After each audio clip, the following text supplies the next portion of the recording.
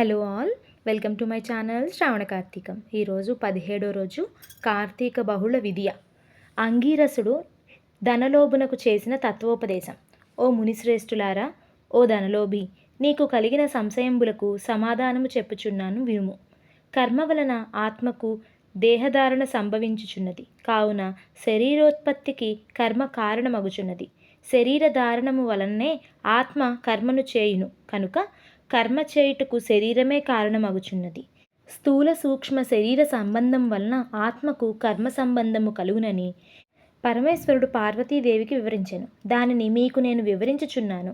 ఆత్మ అనగా ఈ శరీరము సహం కారణంగా ఆవరించి వ్యవహరించుచున్నదని ఆంగీరసుడు చెప్పగా, ఓ మునీంద్ర, నేను ఇంతవరకు ఈ దేహమే ఆత్మ అని భావించుచుంటిని కనుక ఇంకనూ వివరముగా చెప్పవలసిందని అహం బ్రహ్మ అను వ్యాఖ్యార్థము గురించి నాకు తెలియజేయండి అని ధనలోభుడు కోరెను. అప్పుడు ధనలోభునితో ఆంగీరసుడు ఇట్లనెను: ఈ దేహము అంతఃకరణ వృత్తికి సాక్ష్యమే. నేను నాది అను చెప్పబడు జీవాత్మయే అహం అను శబ్దము. సర్వాంతర్యామి సచ్చిదానంద రూపమైన పరమాత్మ నహ అను శబ్దము. ఆత్మకు ఘటాదుల వలె శరీరమునకు లేదు. ఆ ఆత్మ సచ్చిదానంద స్వరూపమునకు బుద్ధిసాక్షి జ్ఞానరూపి శరీరేంద్రియములు మొదలగు వాని వ్యాపారమునందు ప్రవర్తింపజేసి వాని కంటే వేరుగా ఉన్నదై ఎల్లప్పుడూ నే కోరితీని ప్రకాశించుచు ఉండుడయే ఆత్మ అనబడును. నేను అనునది శరీరేంద్రియాలలో ఒకటి కాదని తెలుసుకొనుము. ఈ దేహేంద్రియాలు నా అన్నిటినీ ఏది ప్రకాశింపజేయనే అదియే నేను అని నిశ్చయము. అందుచేత అస్థిరములగు శరీరేంద్రియాదులు కూడా నామరూపంబుతో నుండి నశించువే కాక అట్టి దేహమునకు సూక్ష్మాకార శరీరంబులను మూడింటియు కలిసి నేను నాది అని వ్యవహరించేదే ఆత్మ అని గ్రహించుకునుము. ఇనుము సూదంటురాయిని అంటిపెట్టుకొని తిరుగుట వలన శరీర ఇంద్రియాలు దేనినాశ్రయించి తిరుగుచుండునో అదే ఆత్మ. అట్లే అవి ఆత్మ వలన తమ పనిని చేయును. నిద్రలో శరీరేంద్రియాలు సంబంధము లేక గాఢ నిద్రపోయి మేల్కొన్న తర్వాత నేను సుఖనిద్రపోతిని, సుఖంగా ఉంది అనుకునేదే ఆత్మ. దీపము గాజుబుడ్డిలో ఉండి ఆ గాజును ప్రకాశింపజేయునట్లే ఆత్మ కూడా దేహేంద్రియాలను ప్రకాశింపజేయుచున్నది. ఆత్మ పరమాత్మ స్వరూపమగుట వలన దానికి దారాపుత్రాదులు ఇష్టమగుచున్నాయి. అట్టి విశేష ప్రేమాస్పదమగు వస్తువేదో అదియే పరమాత్మని గ్రహింపుము.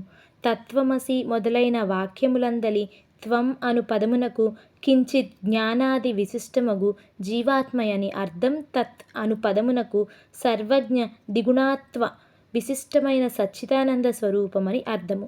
తత్వమసి అనేది జీవాత్మ పరమాత్మల ఏకత్వమని బోధించును. ఈ రీతిగా సర్వజ్ఞాత్వాది ధర్మములను వదిలివేయగా సచ్చిదానంద రూపం ఒక్కటియే నిల్చును. అదియే ఆత్మ. దేహ లక్షణం ఉండుట, జన్మించుట, పెరుగుట, క్షీణించుట, చచ్చుట మొదలగు 6 భాగముల శరీరానికే గాని ఆత్మకు లేవు. జ్ఞానానంద స్వరూపమే పూర్ణత్వము గలది. వేదములలో దేనికి సర్వజ్ఞతము, ఉపదేశము, సంపూర్ణత్వము నిరూపింపబడి ఉన్నదో అదియే ఆత్మ. ఒక కుండను చూచి అది మట్టితో చేసినదేనని ఏ విధంగా గ్రహింతుమో అటులనే ఒక దేహాంతర్యామియగు జీవాత్మ పరమాత్మయే అని తెలుసుకొనుము. జీవులచే కర్మఫలం అనుభవింపజేసేవాడు పరమేశ్వరుడనియు జీవుల కర్మఫలం అనుభవింతురనియు తెలుసుకొనుము. అందువలన మానవుడు గుణసంపత్తు గలవాడై గురు శుశ్రూషనొనర్చి సంసార సంబంధము ఆశలన్నీ విడిచి విముక్తి నొందవలెను. మంచి పనులు తలచిన చిత్తశుద్ధియు దాని వలన భక్తి జ్ఞాన వైరాగ్యములు కలిగి ముక్తి పొందును. అందువలన సత్కర్మానుష్టము చేయవలెను. మంచి పనులు చేసినా కానీ ముక్తి లభించును అని ఆంగీరసుడు చెప్పగా ధనలోభుడు నమస్కరించి ఇట్లనెను. 17వ అధ్యాయం 17వ రోజు పారాయణ సమాప్తం.